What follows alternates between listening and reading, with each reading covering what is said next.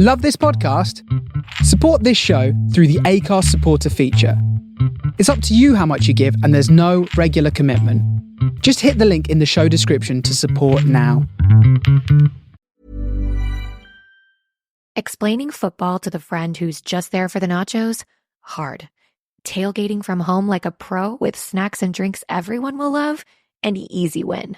And with Instacart helping deliver the snack time MVPs to your door, you're ready for the game in as fast as 30 minutes. So you never miss a play or lose your seat on the couch or have to go head-to-head for the last chicken wing.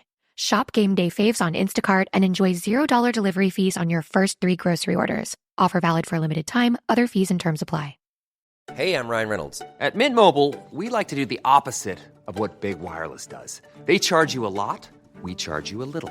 So naturally, when they announced they'd be raising their prices due to inflation, we decided to deflate our prices due to not hating you. That's right. We're cutting the price of Mint Unlimited from $30 a month to just $15 a month. Give it a try at mintmobile.com/switch. $45 upfront payment equivalent to $15 per month. New customers on first 3-month plan only. Taxes and fees extra. Speed slower above 40 gigabytes. See detail. The holiday season is now approaching, but at BlueNile.com, there's always something to celebrate. Whether you're looking for everyday elegance to elevate a casual outfit or a statement piece worthy of your biggest holiday looks, Blue Nile brings sparkle to any occasion. With some of the highest quality standards in the industry and jewelry experts on hand to answer any questions, you can be confident in your purchase. Right now, celebrate the season with 30% off at BlueNile.com. That's BlueNile.com.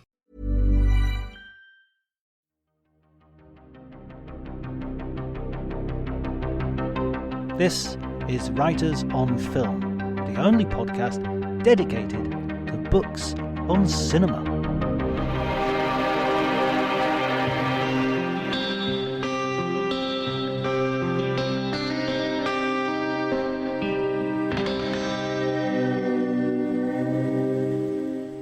Hi everybody and welcome to Writers on Film. My name is John Bleasdale and I am your host, a writer and film critic. I am going to be talking to Thomas M. Puhr today. He is an academic and writer. He's published widely and he's just got a new book called Fate in Film, a deterministic approach to cinema. It's a really interesting book. Looks at a fascinating swathe of films from the Coen brothers to Christopher Nolan.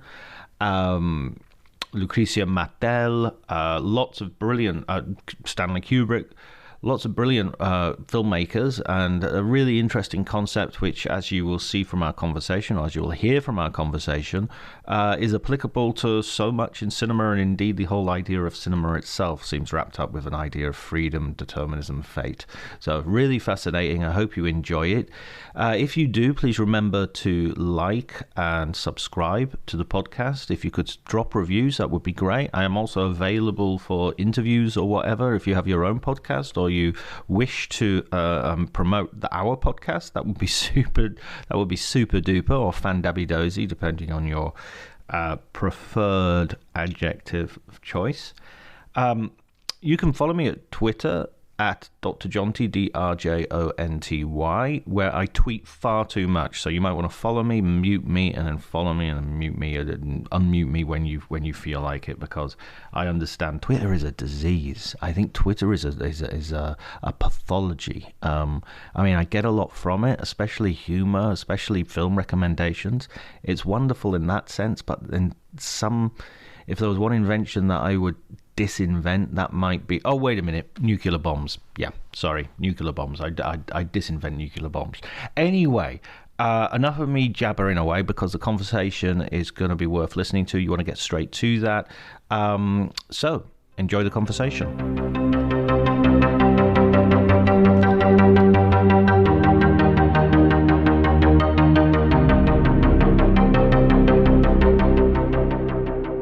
I had a similar experience to you, actually, because I'd been writing articles for different publications here and there, online magazines and so forth, for some years, and then kind of looking back on them, I realized that a lot of them either explicitly or implicitly had to do with this idea of fate or determinism, or characters' lack of freedom, or their delusion that they control their lives. And I kind of realized after the fact that I'd been writing about that, I guess kind of subconsciously for years. And that's when I had the idea that there might be a book here, because I just kept revisiting this idea. And I think the reason that I kept revisiting it is because, in my mind at least, it's so prevalent in contemporary film, especially contemporary genre film. And because you mentioned, the ending being the beginning.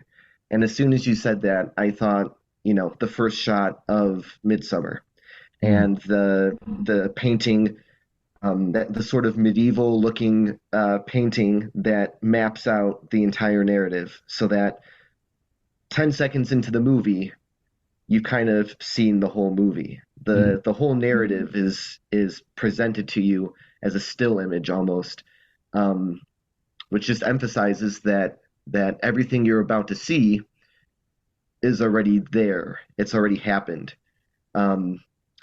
Literally too, because the film is complete. The whole thing is wrapped up in a film canister. The beginning and the middle and the end they're all there. And this idea that we're experiencing a movie in real time, that false movement, because obviously what you're really looking at is just rapidly moving still images, and then that idea kind of dovetails with this theory or this fear that time itself is very much the same, that the past and the present and the future all essentially exist already now, and the movement through time that we perceive is ultimately an illusion. Yeah. I mean, you quote quite a couple of scientists in the book, and Brian Greene comes up as one of your sort of examples in terms of thinking about time and from a physicist's point of view. I find that really that's when I'm not reading about films or reading novels, then that's the sort of stuff I'm reading and being baffled by, but in a creative and enjoyable fashion. I mean that whole. I remember a really good lecture about poetry from Christopher Ricks that I attended. I had the opportunity to attend at Liverpool. And the way that film in the films themselves, and then also just in the medium as a whole, I think really sorry, really Thomas. connects with. I think I lost you for a little while then. Oh, okay. I don't know what happened. I think I'm not sure exactly when I lost you. I think about 30 seconds ago. Oh, okay. So when we were talking about science books. Yeah, exactly. I started mentioning something about science, and then I think I talked on thinking, and it had frozen. So I didn't notice until just now that. Oh. that I was blathering on. Yeah. No, wait, it wasn't that. It was funny because I said something about Brian Greene, and I was expecting you to go, yeah, of course I mentioned guy, and instead you just sort of looked blank, and now I've realised that blank expression was the frozen image of you on the video. I wasn't just silently assessing the situation. Exactly, like Tom Cruise in Magnolia. Wait a second, my camera's doing it now as well. Yeah, sorry. So let's go from the Brian Greene. So yeah, you use that as one of your sort of reference points. Yes. So his book, specifically The Fabric of the Cosmos, was really helpful for me. And I'll preface anything I'm about to say with, I am anything but a science expert, and the science that I draw from is really, I guess, like popular science books, like you said, that kind of general reader text about time and black holes and the universe, and I just find all that really fascinating. And the metaphor that Greene uses in his book when he's tackling this idea about whether all of time, past, present, future, sort of already exists as this discrete object almost. He uses two metaphors. He compares it to a bread loaf, and he compares it to a bread loaf, and he also compares it to a frozen river. That, there's this idea that time is like a flowing river, and that makes me think of like stream of consciousness writing. Even there's this idea that your lived experience is like this malleable, flowing experience, but that it might in fact be a frozen river. And he even, in that very same book, Fabric of the Cosmos, he even makes a connection to film. He says that, like the still frames in a film, the different time slices in the time river, or the different time slices in the time loaf, pick your metaphor, it's the same sort of idea, that they coexist. There's like this temporal simultaneity that is just sort of beyond our perception. We, in theory it makes sense, but it's difficult to square that theory with the notion that we can change our futures, or that we have, total uninhibited freedom in what we do and where we go and how we think. Yeah. But at the same time, it's like it's like a dance. If the dance exists, that it's choreographed and there are certain movements and there's a beginning and a middle and an end. But at any point during that dance, you are making the decisions to create that moment. Those series of movements. No, I find that fascinating. So one example you use in the introduction, which is a brilliant moment of, I don't know if Freud, it would enter into the Freudian idea of the uncanny, but that idea of in The Shining, you have this flashback, in the sense that, as a viewer, you have a flashback. When you see that photograph on the wall, you sort of suddenly go, oh, how many times has he walked past that? How many times have we seen that? Have we walked past that? Could I rewatch it and zoom in and find him already there? Yeah. Oh, I love that shot. And one of that was the realization I had while writing the book. That was kind of like an aha moment for me while I was writing, because it's such a baffling shot, and I think we're kind of built as movie watchers. When you see that scene, your kind of knee-jerk reaction is, oh, okay, he's been like sucked into the past. He's been like absorbed by the hotel somehow. But then, like you said, I think another possibility that is maybe less often discussed is the possibility that he's always been in the picture. That, the whole time that they were in the hotel, and all the time leading up to the hotel, and it's not like he was sucked into the picture. He was always in the picture, and if he was always in the picture, then like they say in the film, you've always been the caretaker. So he's that's kind of an interesting way, I think, that Kubrick makes the past and the future kind of feed into each other in a really interesting way. Absolutely. I don't remember that, so I'm saying this, and this might well be a misremembering, but I have a feeling that ending with the photograph was kind of like a really last minute addition to the process of shooting. I'm not sure. Do you remember if that's the case, or? I honestly don't. I'm not sure. That would be interesting to know. I can't answer that question, but I do know that there was a cut sort of epilogue that showed that's like Wendy in the hospital, I think, and then she's notified by the authorities that they couldn't find Jack's body in the snow. I think was the thing that they cut. I think Roger and the Ebert talks about ball that in and the his ball review. bounces. Apparently, the ball bounces from that Danny was playing with somehow. Oh, really? Yeah, it turns up in the scene. I think I've seen that cut. I'm pretty sure I've seen that cut. Oh, it exists? It's Oh out yeah, there? yeah. There's an extended version. I think they might have even released it sort of relatively recently with one of the anniversaries that came up. I gotta check that out. And I would love to see it, but at least thinking about it on paper, I'm glad they cut it. Mm. Because I think it's if you said, oh, like, his body disappeared, ooh, then that reinforces I would say, like, the kind of simpler interpretation that he was somehow sucked into the past. And I think that if there was the focus on whether or not his physical body is still in the present, it would kind of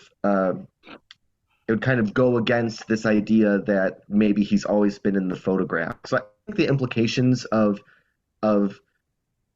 not knowing what happens to the body and not being quite sure why or how he's in the picture is far more, like you said, it kind of taps into the uncanny, and it's far more frightening, and like baffling.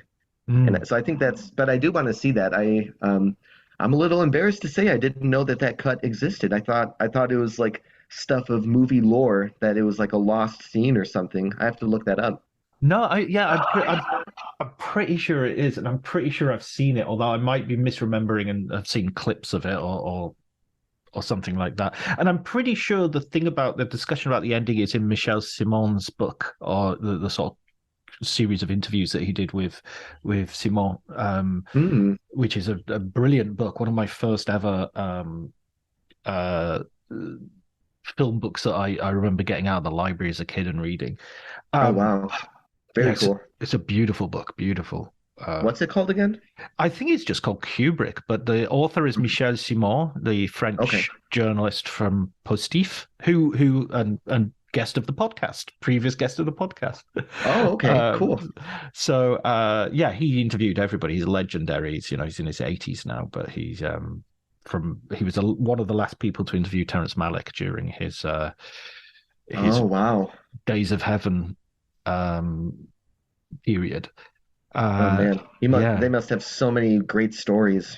Yeah, they do. I mean, I love those.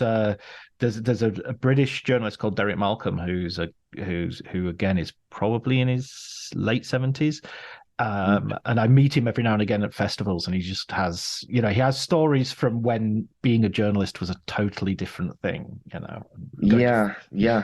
Not 90% online, right? Yeah, exactly. Not sort of blogging and all the rest of it. Yeah. Oh yeah, go ahead. Sorry. No, I was just gonna coming back to the idea of there being an alternative ending as well. How does that sort of go into your idea? Because the idea that a world exists in the film which is sort of frozen and there, but then if you have like there's this cut and that cut and the other cut and the endings change radically. Yeah. How does that play into that idea of fate? That's an interesting question. I think it really speaks to how what the filmmaker decides to show or not show can have such a drastic effect on the meaning of the film or the potential meanings of the film. So I think to tie it to the idea of fate, I might say that in this case, his decision to cut that final scene, I don't know, that the first, I'm kind of thinking of like the director or the editor or whomever as like this godlike figure, that they're having this control over you, the viewer, that if they leave the scene in, that sort of forces you to think a certain way about what the movie means. And if they take that very same scene out, that also affects in a very different way what you think the movie means. So I guess my convoluted response to that would be that it sort of emphasizes the control, like the deterministic control that the artist has over their audience in terms of what they decide to show or not show to you. I'm not sure if that makes sense. Yeah, no, it does. It does. It's absolutely. I mean, it just seems to be that the whole thing, like it seems to go against, and this is why I like I really enjoyed reading the book, and I really enjoyed thinking about these things that the book provoked. There's such a sense at the moment that watching stuff, the primary emotional response is surprise. That's the thing that's got to be preserved. I'm not going to watch any trailers. I'm not going to see anything. No spoilers. Right. Because I want and reaction videos of people watching stuff, and a surprise death on well, Game of Thrones has been and gone, I expect, but Right. that sort of moment, and people are like, oh my god, what happened? How did that happen? Yeah. And how that is a really recent sort of trend, and like art is much more about telling you exactly what's going to happen, and foreshadowing and showing, this is the tragedy of Hamlet. It doesn't end in a dance. This is a comedy of Much Ado About Nothing. It does end in a dance. Yeah. And that's on the poster. That before you got, someone pointed out that Rocky IV. I think it was me actually, but anyway, on the poster of Rocky IV, it's the last shot of the movie. That's right. With the flag draped over him, right? Yeah, winning. Rocky IV. Come and see him win. Yeah, and that's exactly it. And first of all, big fan of Rocky IV. I love the robot. I love that he convinces Russia to stop being communists or whatever. It's a very emotional ending. But that's just it. Like when you mentioned spoilers, I talk about that a little bit in the conclusion of the book, and I agree with you. It's definitely a very recent phenomenon, and in a way, I think it sort of like crystallizes how we go into movies pretending as if it's more than pretending as if we don't know what's going to happen. It's pretending as if we're experiencing it in real time. Like we don't want to.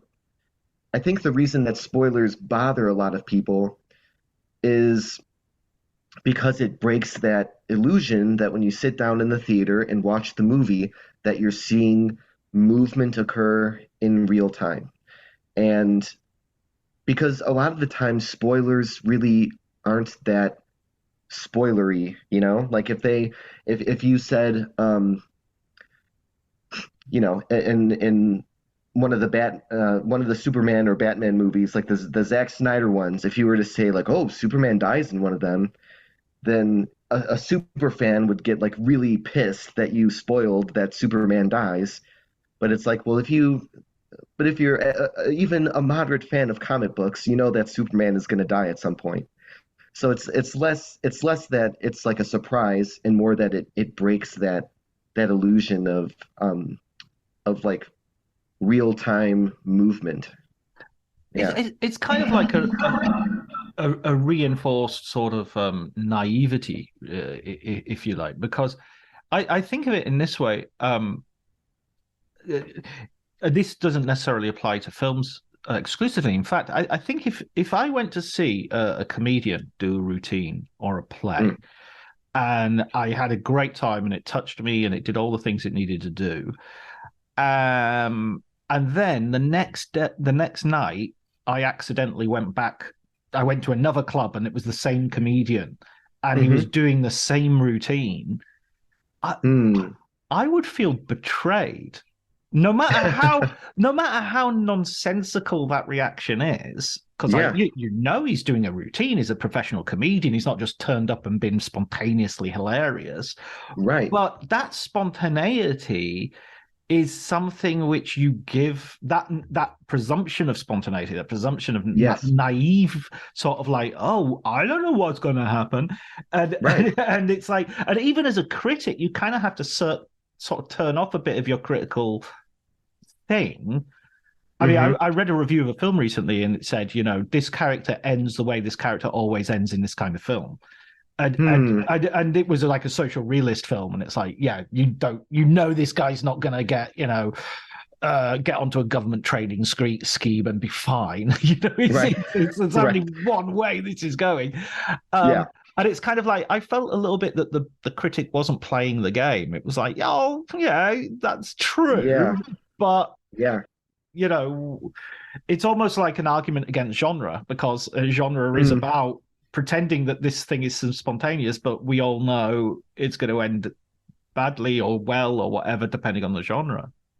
Yeah, for sure. And I think what you said about seeing the same, like accidentally seeing the same set again and feeling betrayed, that kind of reminds me of the remakes that I talk Mm. about that I write about in the book.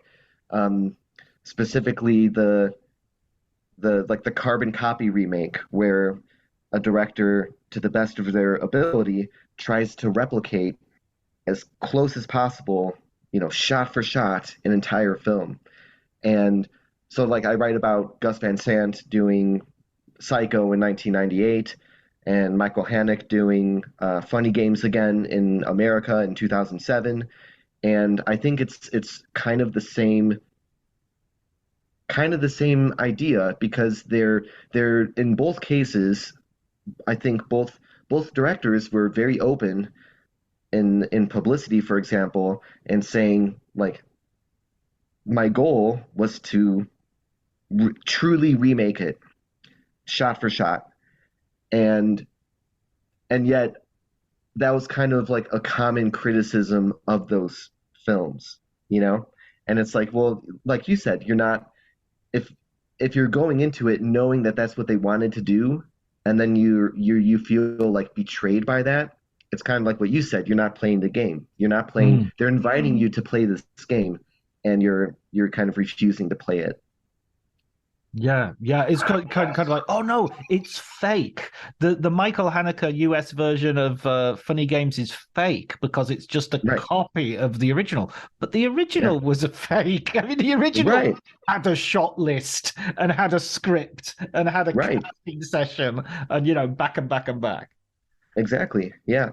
And then especially Funny Games is especially interesting because obviously it has that notorious remote control scene.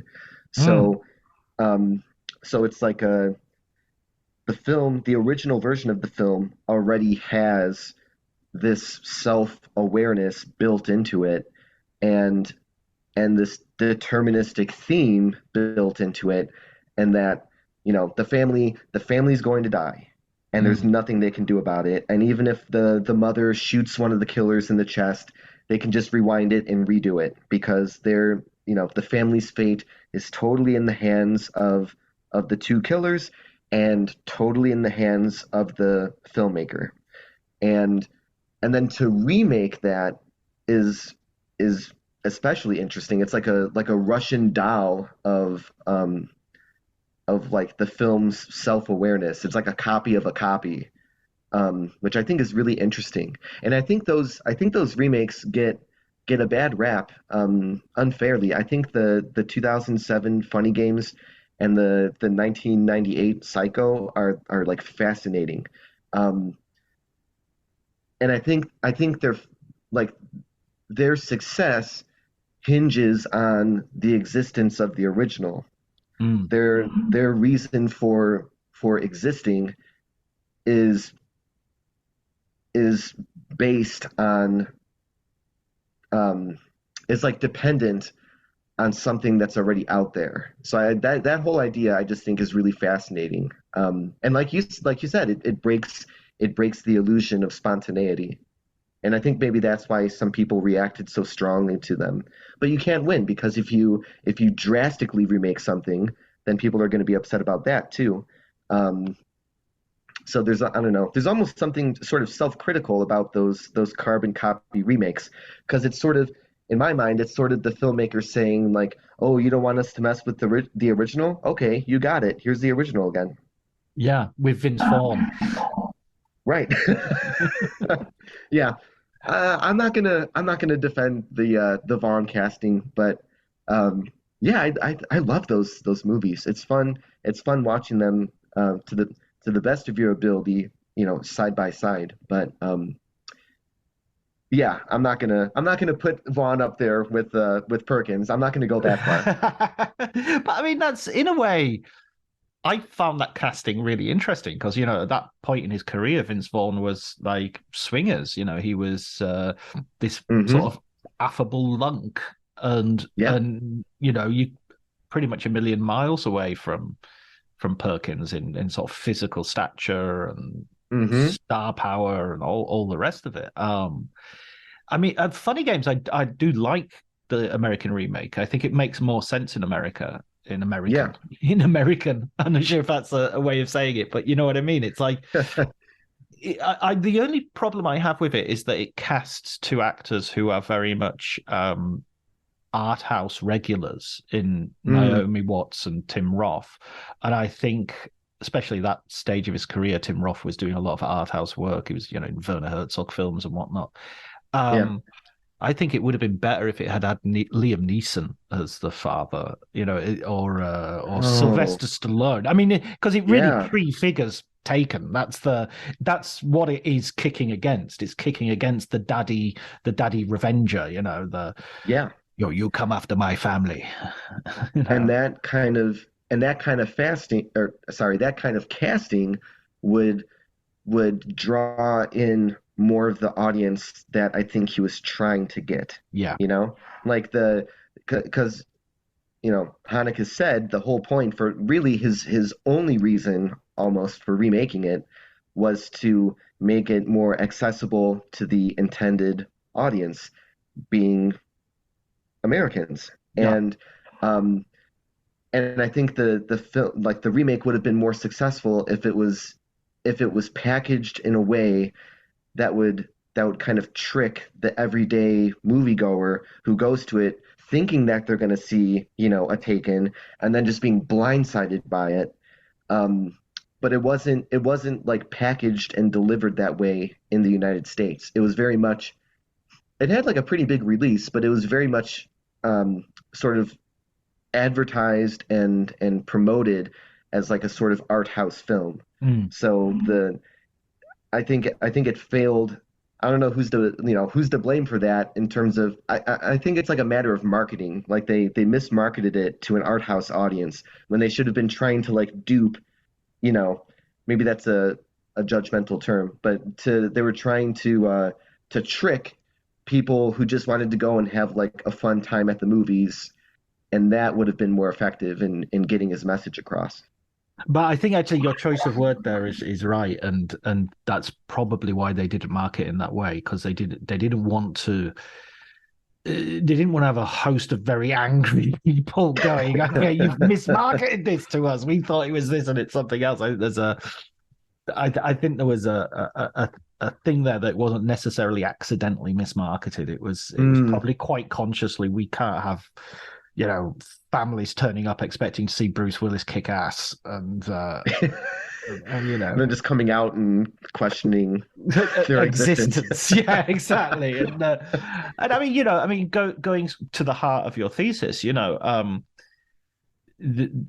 this is a European view of determinism, which American movies have vast overgeneralization, obviously, but tend, with their sort of proactive protagonists, tend to pragmatic resolution-seeking people, would kick against. It's not we're not doomed. There's always a solution. There's always look at Steven Spielberg's Schindler's List.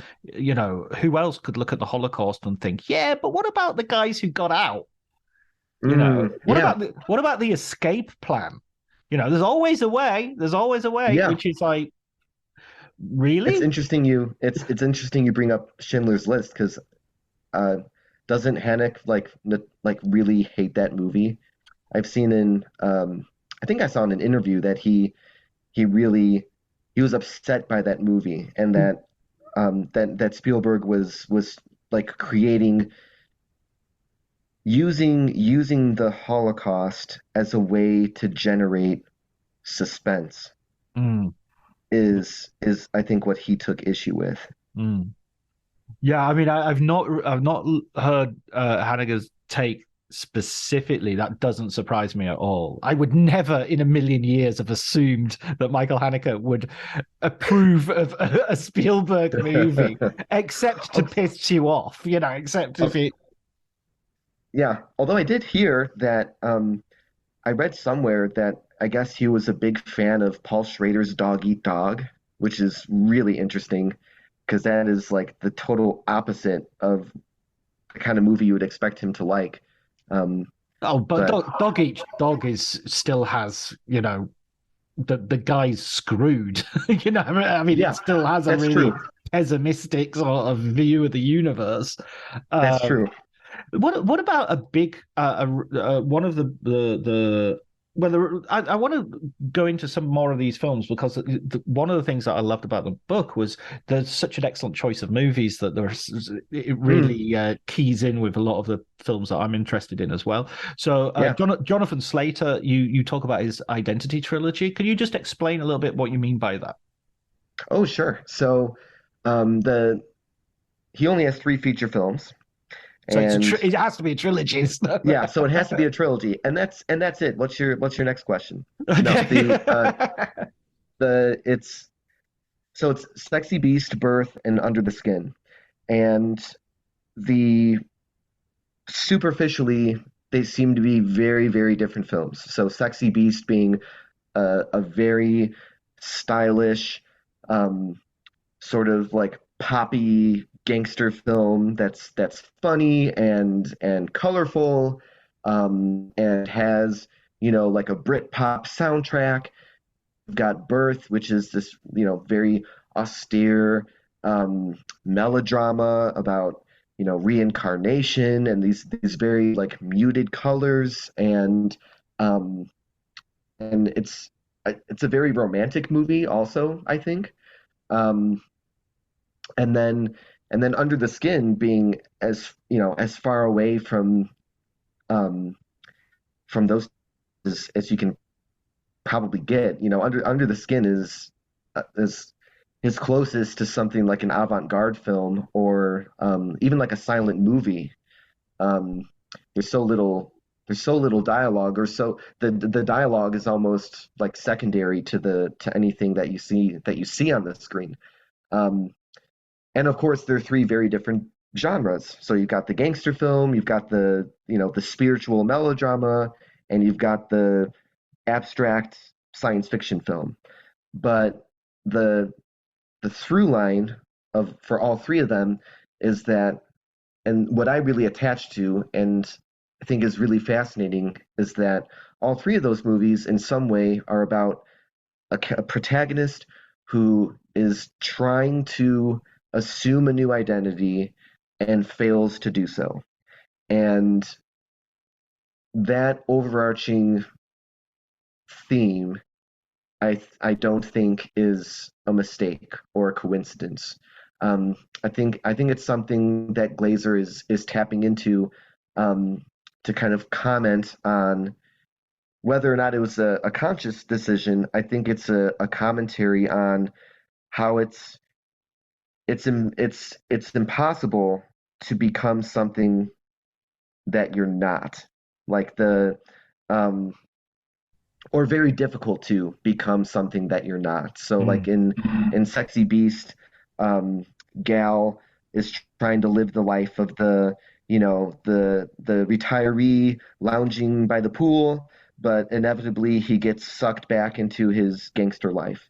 And Nicole Kidman's Anna in Birth is trying to move on with her life after her husband's death, and get married again and have another marriage and start a family and start this new life, but she gets sucked back into her old romance when this boy shows up claiming to be her reincarnated husband. And then in Under the Skin, the unnamed alien attempts to live the life of a human. She kind of ditches her mission of seducing and harvesting men and kind of goes off the grid and tries to kind of plays with this identity of trying to be a human, and then that fails. They're destroyed, they're caught. So I just think I think it's really interesting that when a filmmaker, especially one who hasn't made a lot of films, has this series of movies that seem very disparate but share this like core preoccupation with the difficulty of assuming a new identity. And then hence what I call his identity trilogy. Yeah. I mean, that's so interesting. It's such a and it just makes me think of so many other ideas in terms of how that relates to other films as well, and also to as Glazer as a filmmaker. So, for instance, other films, I was thinking of Unforgiven as being a good example of a film there where someone tries to carve out a new identity, and ultimately is like, no, you're always going to be an alcoholic and a murderer, and there's no way around that, Yeah. But also, just as Glazer as a filmmaker seems really interestingly postmodern in that sort of way of sort of quite comfortably taking on projects which seem to be very close to previous projects that have been. So, for instance, when he does Sexy Beast, it's really close to the British gangster movie, as typified by The Long Good Friday and Villain and all these films that we've had. But it really sits. Right. It feels like it sits very. It's not in any way really trying to differentiate itself from them. It's like, no, I'm totally embrace that. Yeah. Birth feels like now we're talking about AI. Like somebody has typed into an AI, a film by Roman Polanski circa Rosemary's Baby, and but telling this story instead. Yeah. And the same thing for Under the Skin feels like Nicholas Roeg's. They all feel like riffs off very specific films. It feels like Nicholas Roeg's Man Who Fell to Earth. Yeah, for sure. And I got a chance to talk to Scarlett Johansson after on the release of Under the Skin, and asked her, did you watch The Man Who Fell to Earth? As sort of David Bowie's sort of seems to be a little bit of that in your performance, and she hadn't seen the film, so it was. Oh, that's really interesting. So that made for. I mean, it's really interesting to sort of encounter filmmakers and people involved in cinema who. Explaining football to the friend who's just there for the nachos? Hard. Tailgating from home like a pro with snacks and drinks everyone will love? An easy win. And with Instacart helping deliver the snack time MVPs to your door, you're ready for the game in as fast as 30 minutes. So you never miss a play or lose your seat on the couch or have to go head-to-head for the last chicken wing. Shop Game Day Faves on Instacart and enjoy $0 delivery fees on your first 3 grocery orders. Offer valid for a limited time. Other fees and terms apply. My dad works in B2B marketing. He came by my school for career day and said he was a big ROAS man. Then he told everyone how much he loved calculating his return on ad spend. My friends still laugh at me to this day. Not everyone gets B2B, but with LinkedIn, you'll be able to reach people who do. Get a $100 credit on your next ad campaign. Go to linkedin.com/results to claim your credit. That's linkedin.com/results. Terms and conditions apply. LinkedIn, the place to be, to be. For very good reasons, don't spend as much time watching films as we do, because they're having way too much fun being film stars. Yeah, that's fascinating. You're right, absolutely. That he he very much is aware of sort of like the ancestry of the genre he's working in, Right. and in many ways respects the expectations of that genre. The under as strange and challenging as Under the Skin can be, it has the creepy music, it has the scary harvesting scene. Sexy Beast has the big complex clever heist. Birth has um, hmm, Birth has sort of like the like strange family dynamics that you would see in, like you said, like a Rosemary's Baby.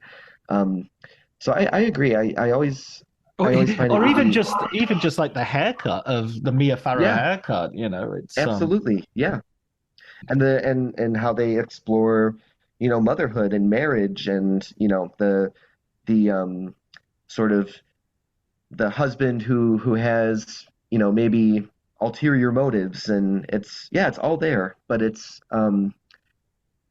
plays with it too. So I like that. I think that's something that I love about genre films, is when filmmakers kind of they decide to play in that sandbox, but they also mess around with it too. So they got like one foot in tradition and another foot in just like breaking the rules in that tradition, while somehow still honoring those rules.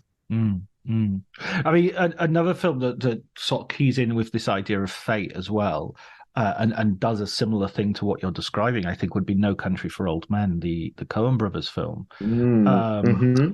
Because, again, if you're the jaundiced critic watching that, you're thinking to yourself, okay, this guy's not gonna survive this movie. There's no way Right. he's surviving this movie.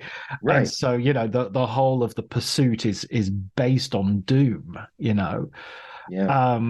But then the play That's a great example. the twist and the play that you're talking about is that final confrontation that you're expecting happens off screen, and you just come across the aftermath. It's like you want to follow these two stories, but there's no inevitability that you're going to actually swap over to them at the right point.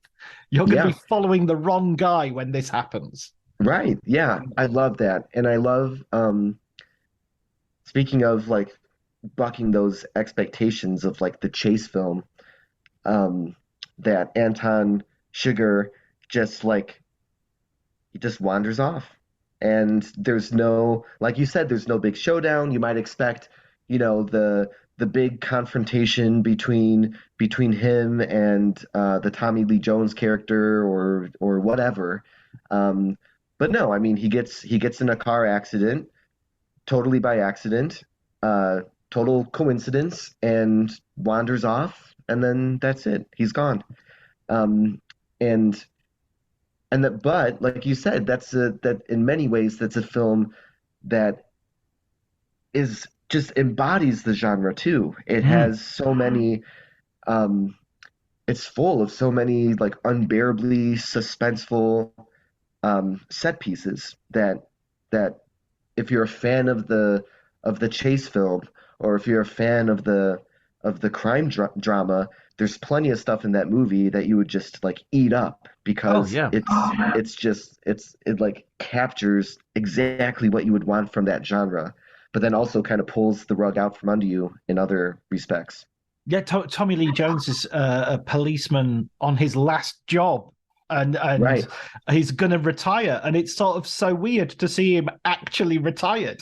So, I mean, that's the last scene. Right. The last scene is him going, "What are you going to do today?" I don't know. No, I'm not a policeman. I had a dream last night. I've got time to tell you about this. I'm not going anywhere. So, and that, I think that the surprise of how that film ends is totally earned by the fact that you've seen Anton go on, and so when you're watching Tommy Lee Jones, prattle on about the dream. I mean, I love that scene, but that's what he's doing. You're kind of the genre person inside you, the seasoned watcher of this kind of film is waiting for the telephone to ring. Because someone's going to ring and going to say, "Hey, you know that guy you were looking for? We just got to call it on the radio." I don't know why they're suddenly from New York and New Mexico now. No, I'm walking here. I got a telephone call. Yeah, but you expect it. Yeah, exactly. Even though you shouldn't. Like if you're in the Coen brothers' hands, and you know that there's all sorts of, like you said, with the scene with him wandering off, they're very much, or the scene where you do not see, what's his name? Josh Brolin. Josh Brolin. You don't see Josh Brolin's death. So there's all these very clear announcements that they're not here to give you what you think you're going to get. But you're right. I agree with you that even so, up to the very final moments, you're still expecting that phone call, or that twist where he shows up at the house, or whatever. Yeah, he goes out on the porch and he's sitting there. "I hear you've been looking for me, Sheriff," Right, right. Or, you hear the coin being flipped or something, right? And yeah. Well, I mean, that's the coin flip is, of course, sort of speaks to your sort of central thesis of like, the idea of fate, the idea of, there is this, it can go heads or can go tails, and the way it's going to go, that coin has been traveling through its entire history. Right. To get to this point, right? And I love the wife character in that film when she refuses to call it, and it's such a powerful moment, and you hear her and you're like, yeah, like, good for her, like she's not playing his game, but to not play the game is to still play the game, like if you refuse to play, he's still going to play for you. He's going to force you to play. Yeah, but I see what you mean. And me as a complete moral coward would be like, "Oh, screw it, heads." I mean, I'm not going to, I mean, I wish I was, but what she gives you is, I think, is a third way. To your sort of the proposed idea of determinism, no freedom, or some room for freedom, and she carves out a sort of third route of like, I'm just not gonna give you the benefit of meaning. I'm not gonna give you meaning. There was a brilliant Holocaust film by the actor Tim Blake Nelson called The Grey Zone. I haven't seen that. Right. I want to. Well, there's a superb moment in that where someone is they're having an argument. One of the Jewish sort of doctors, basically, who has been assisting in the medical experiments in the camp as a way of surviving. Obviously that choice is not a choice that is just an open choice for him. Right. And he's trying to justify himself, and he's sort of saying, well, maybe what if something, even in the midst of all this horror, what if we discover something that will save lives or something like that? And the other, his fellow prisoner, says, no, you're doing the worst thing in the world. You're giving them a meaning. You're giving them, you're giving them a kind of justification by participating. Yeah. And it's that similar thing of like, okay, the world can be chaotic and arbitrary and cruel and nasty, but I don't. But it can do it without my participation. Yeah. And that I think that's I totally agree with you. That's the most heroic moment of that movie, is to just pull out of it, even though it's he's going to kill you. And that makes me. This might be an odd connection, but it almost makes me think of that character in Hamlet, who like the little side character who turns out to have this big heroic role in the narrative. There's, I think it's like a guard or something. It's been a while since I've read Hamlet, but there's a guard who comes out and has like two lines and is like, wait, like, you don't have to do this. and then is quickly like, taken away or whatever. And I think C.S. Lewis wrote an essay about how that was like his favorite, that character who has two lines in Hamlet is like his favorite character in all of Shakespeare, because he was the one to be like, no, it doesn't have to be this way.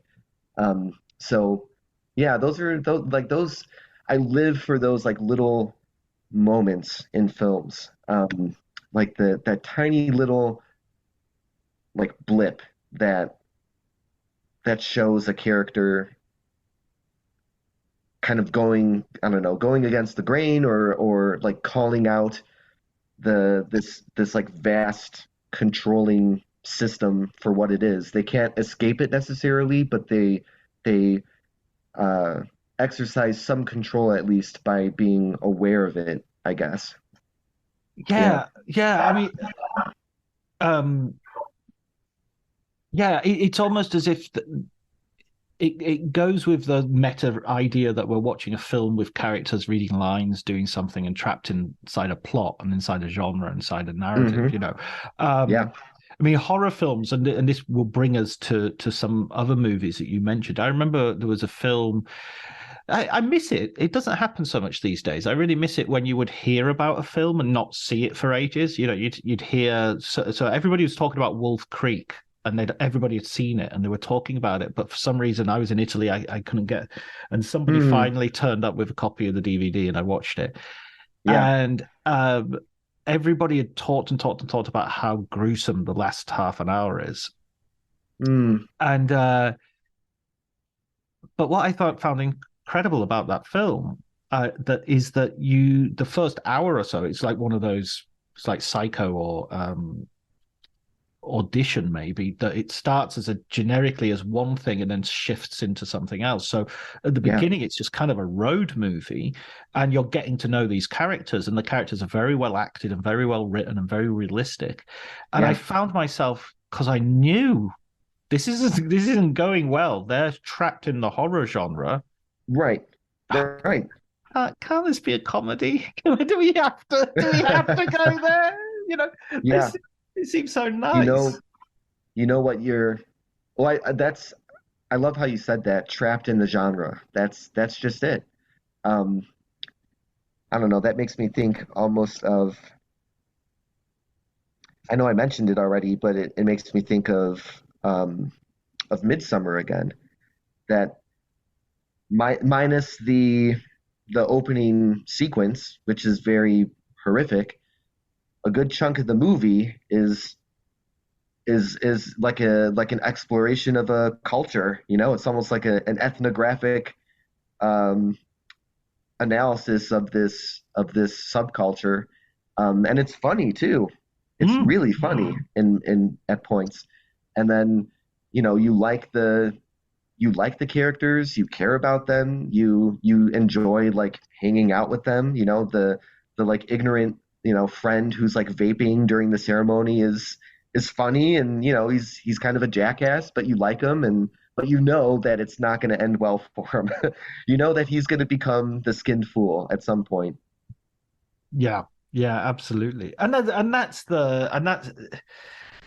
I mean, could that be what genre is almost? It's sort of like locking in sort of a formula and an algorithm of fate. It's like this is the equation, and the characters are just going to drop in as the as the element in the algebra, and this guy is the victim, and this is the, what was the film I watched yesterday? I watched Brightburn, and the black sheriff in Brightburn has exactly the same role as the chef in Halloran in The Shining.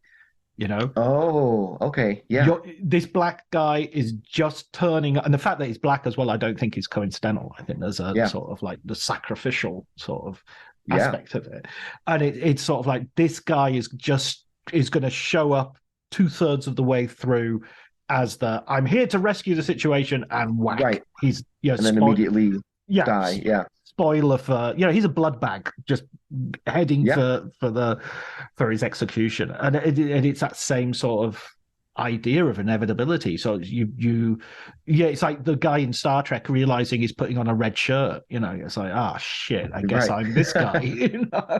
Yeah. Well, I think that's a beautiful way of putting it. It's this equation, and these characters are just being plugged into this equation. And because you mentioned Kill List and the Ben Wheatley film, and that is almost it's very similar to Midsummer. I'd love to hear more of your thoughts on that film. Oh yeah, I love Kill List. It's brilliant. Kill List isn't it is, and it's one that I'm glad I went in fairly cold. I knew that it was like a crime film with like maybe some horror elements, and that's really all I knew. And it just blew me away. And I think like the folk horror genre is especially like fertile territory for this idea of people just being plugged into an equation. So like I forget his name, but the main character in Kill List, you could, once you see the whole movie, and speaking of spoiler alerts, here comes one, but once you see the whole thing, you realize that he's always been that person. He's always been set up to be the one to sacrifice his family. And there's that amazing scene towards the beginning where he's kind of having like a play sword fight with his family, and his I think his son, correct me if I got this wrong, but his son is on like his wife's back, and he's having a sword fight with them. And that is almost a perfect replication of the final sacrificial scene where his son is like tied to his wife, and they're that like weird cloaked beast that he has to kill. And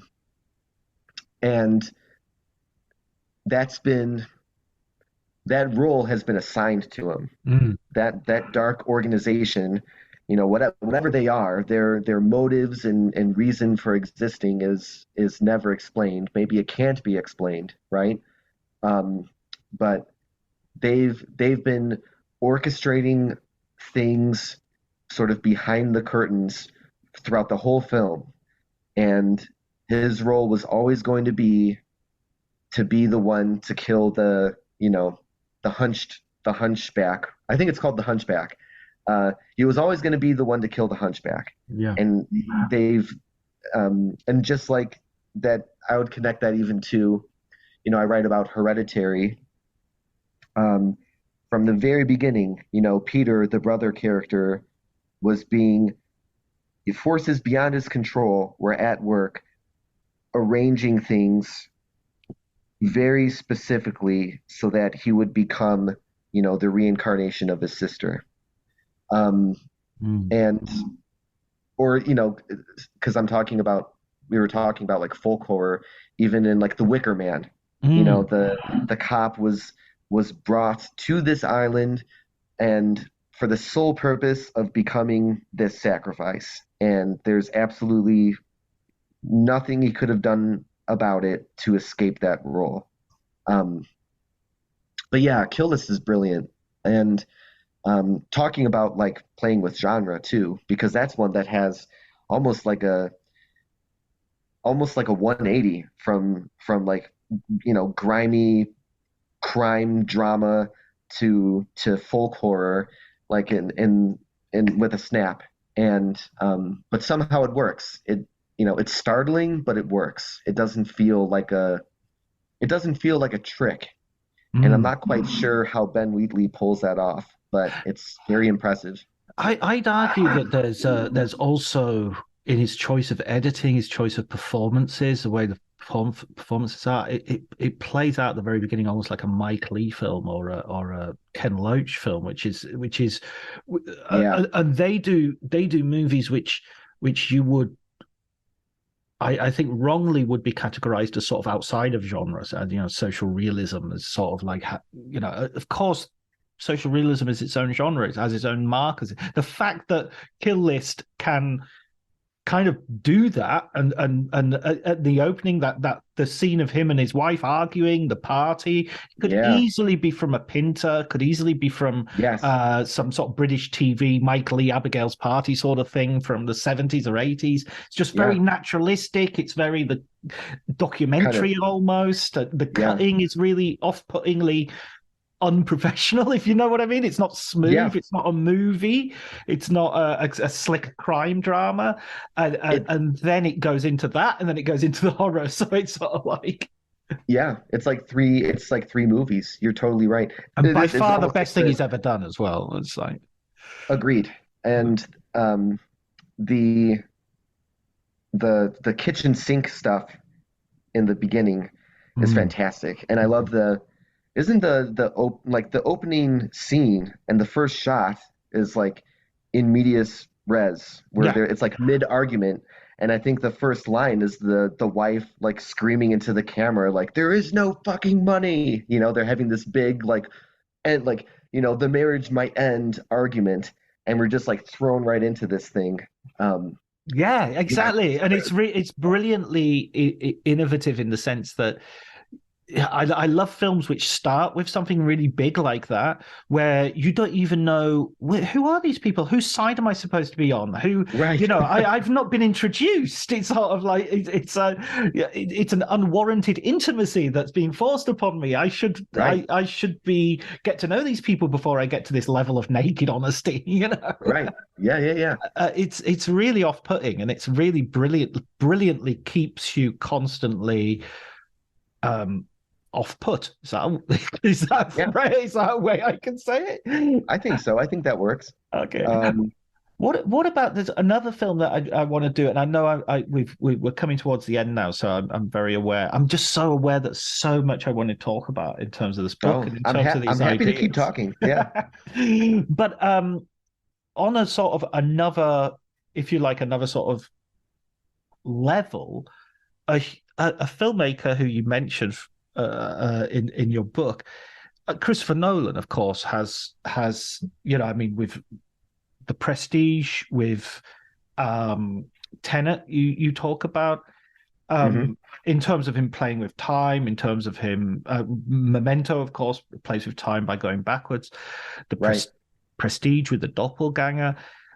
These all seem to be, he famously has Syncope. His company is sort of a Esker style labyrinth. Is the he seems to be absolutely obsessed with fate as well, and the inevitability of having to fulfill certain roles. Yeah, I think so for sure. Tenet was really fun to write about. I have very mixed emotions about that movie. I love bits of it, and I really, really don't like other parts of it. But I do think that the central, I love the centerpiece chase, where the two timelines kind of merge, and I think that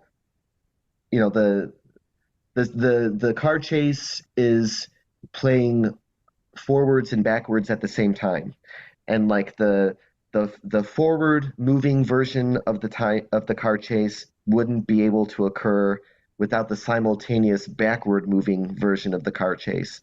So again, it's like the past feeding into the future feeding into the past, and they rely on one another in order to exist. Which is, I think that scene is brilliant. And I'm glad you mentioned the maze, because that's another image that I kind of keep returning to whenever I try to articulate my thoughts about the book and about certain movies. Of course, there's the hedge maze in The Shining, and there's this sort of part of the genesis of the book, and I talk about it in the introduction, is I kept returning to this idea of the maze and how that sort of embodies this idea of compatibilism, being, you you do have freedoms, sort of, but within certain constraints. It's like walking through a maze. You can, if you reach a T junction, you can go left, you can go right. There's some freedom there, but you can't go straight. Right. And the wall in front of you is like the deterministic, element to the choices that you can make in life. And I can't take credit for that. That's something I remember a philosophy professor of mine talking, like using that metaphor when explaining compatibilism, and that memory, which really stuck with me from school, when I made the connection between that memory and the central role of the hedge maze in The Shining. That was kind of one of the initial, like, yes, light bulb moments where I was able to start pulling these threads together of these different movies. But I'm interested in flipping that as well, because I don't mean by flipping it by contradicting it or anything, but there's also this notion that without obstacles you don't have a map, in the sense that if I'm looking at that whiteboard, and I was really interested in you starting with that sort of the T junction, and it's a great, you get to choose, but you don't get to choose your choices. You have the menu, exactly. the menu order off the menu, which I know as an American is almost the terrible thing that you can't do. No, you can't. Yeah. But imagine a whiteboard in which, or imagine the maze in The Shining, and he's looking down and there's no maze and there's just two people in a sheet of white. Right. That's also terrifying. Yeah. I mean, like, okay, you've got left, right, you can't go ahead, but the obstacles are giving you direction. They're giving you something to kick against. They're giving you some way of gauging where we are in time. Going back to the Brian Greene idea of time from a sort of quantum level, the heat death of the universe, at the end of the universe, it's when there won't be two atoms close enough together to communicate information. And at that point, there's no such thing as time. Once you don't get an interaction, once you don't get an exchange of information, then time has effectively stopped, because there's nothing will ever happen from then on. And if nothing's ever going to happen, then how can you tell that this is different from that? Yeah. That is terrifying. So we have to love our fate. We have to love our maze. Yeah, love the maze. And I think, no, you're right though. The idea of there being no maze, and the overhead shot of The Shining being replaced with the mini Wendy and Danny just wandering around like a white void is horrifying. Because if you're right, if there is no maze, there's nothing to interact with, and if there's nothing to interact with, that's, I don't know, is that might even be worse than fate, because in that case you're just in like a void, and or you're in nothingness. So yeah, I mean, maybe the maze isn't so bad after all. We got there. We've managed to make fate and doom into something actually is not too bad. Well, I think you might have quoted it in your book, Albert Camus, talking about the myth of Sisyphus. And saying, well, on the bright side, he's got something to do. Right. Yeah, exactly. And there's a heroism in continuing to do it. Yeah. And choosing to continue. Well, I don't know. It's not really a choice, but in performing the thing that you're forced to do with like honor and dignity, that there's a beauty to that. So, I do talk about that in the book, and I connected to Scorsese's After Hours. Right. Yes. Another brilliant film. Yeah. Oh, I love it. I love After Hours. But yeah, I mean, like, uh, like Sisyphus rolling the rock back up the hill, Paul Hackett goes back to work and turns on the computer, and he gets back to it. And Yeah. there's a kind of heroism to that. I like to think though that the minute that shot, well, I mean, you mentioned it that he sort of disappears from the shot, but it's Yeah. almost like the minute he's like 10 minutes later, he's in the bathroom sleeping on the in the queue in a bathroom queue. Like, oh, no way, I'm going to be able to work all day. And then Yeah, this was a mistake. today's going to be a nap day. Yeah, he's sleeping at the desk. That's funny. Brilliant. Listen, Tom, let's have a recommended book from you. Yeah. So like many of your previous guests, I'm going to cheat horribly, and I'm going to give three, if that's okay. That's fine.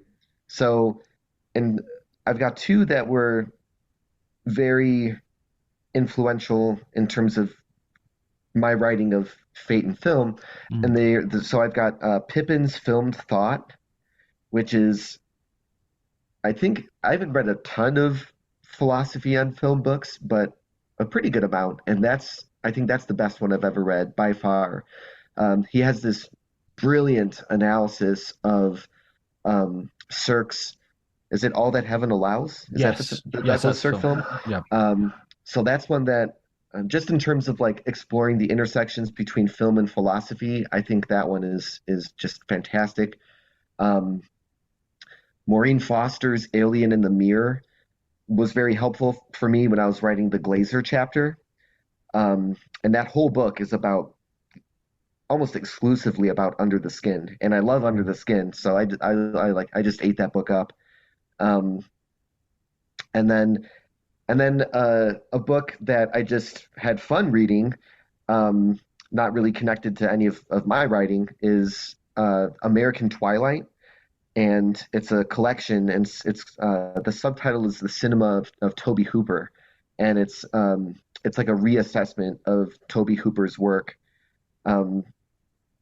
and there's a little bit on Texas Chainsaw, but 98% of the book is on his other movies, and I love like the underdog interpretation, like reassessment of some of these directors' work, because when you look at someone like Tobe Hooper, you're like, oh yeah, he made the best horror film ever possibly, and then like never did anything remotely close to that ever again.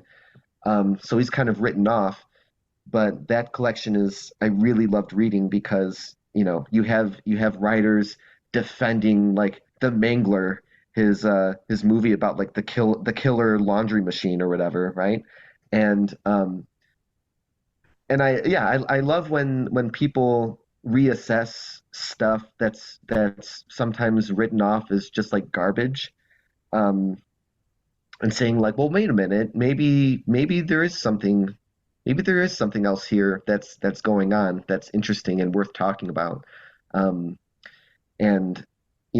when I finished reading the chapter on The Mangler, I was like, maybe the movie really is about like worker exploitation and and all this other stuff. And anyway, it made me look at his work in a different way, which I love because he's one where a lot of his stuff is kind of written off post Texas Chainsaw. But does it have a chapter on life force?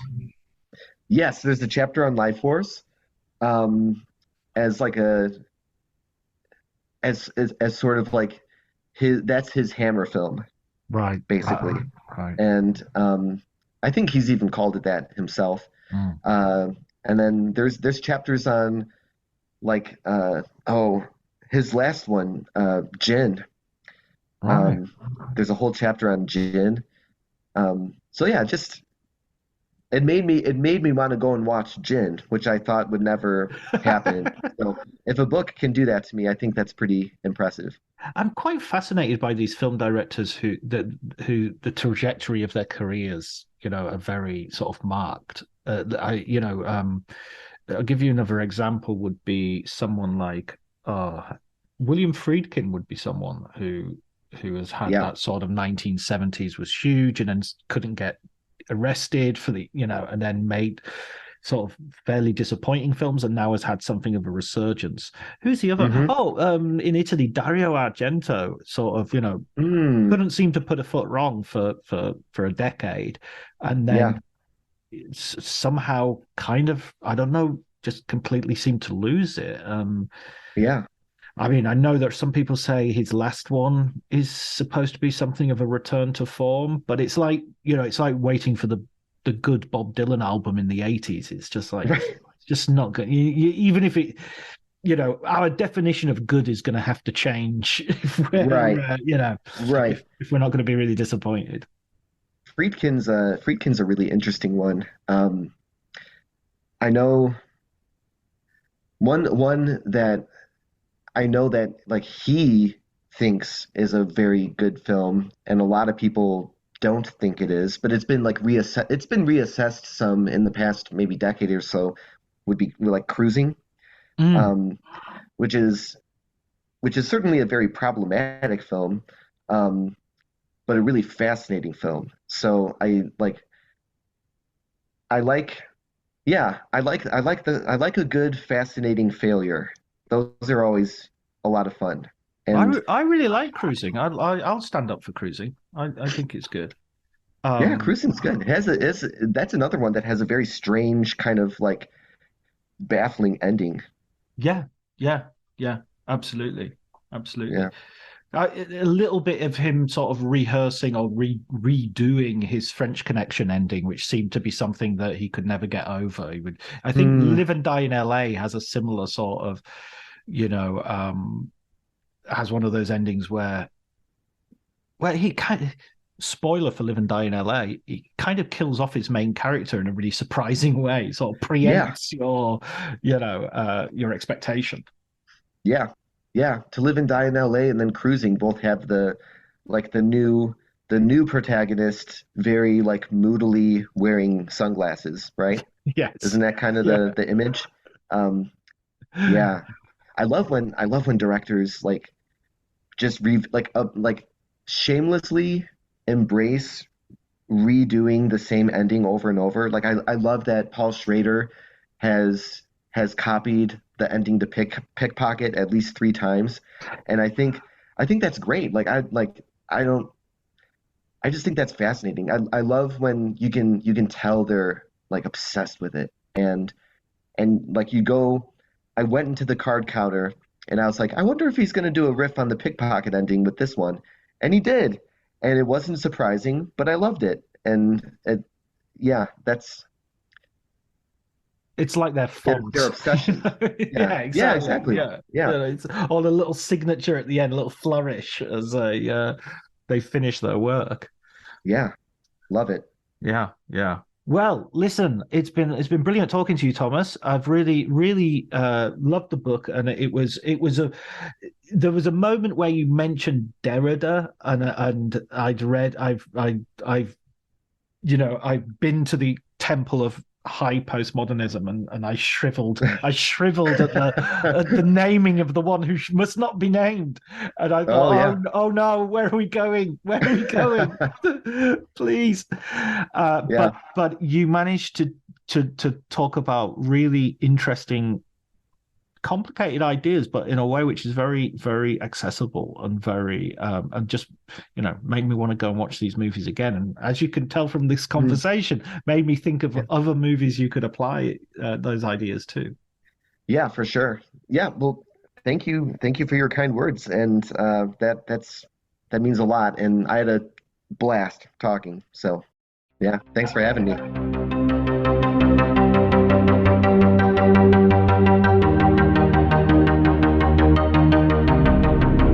So that was me and Tom talking about determinism and film and so much more, and we really got into it. I'm glad I had the opportunity to talk to Tom, and hopefully we'll be having a further conversation some way along the line. We're coming up to our 100th episode. We're episode 95, I think, at the moment. So hopefully as we go forward, hopefully we're going to have some exciting guests leading up to the 100th, and then loads of exciting guests afterwards as well going forward. So that would be that's really good. If you yourself have written a book, or you know somebody who has, or you have a recommendation of someone that you would like me to interview, a writer who you particularly admire and would like to hear them talk about their work, then by all means get in touch with me. The Twitter account that I have is open. The DMs are open, or you can email me at you can email me drjohnty, drjohnty @gmail.com. Okay, thank you very much for the support you give. I really appreciate it. I have some great people out there: Andy English, Kai Ross, some brilliant Italian listeners like Andrea. Loads of people. So thank you so much for all the support, and I will talk to you next week. Take care.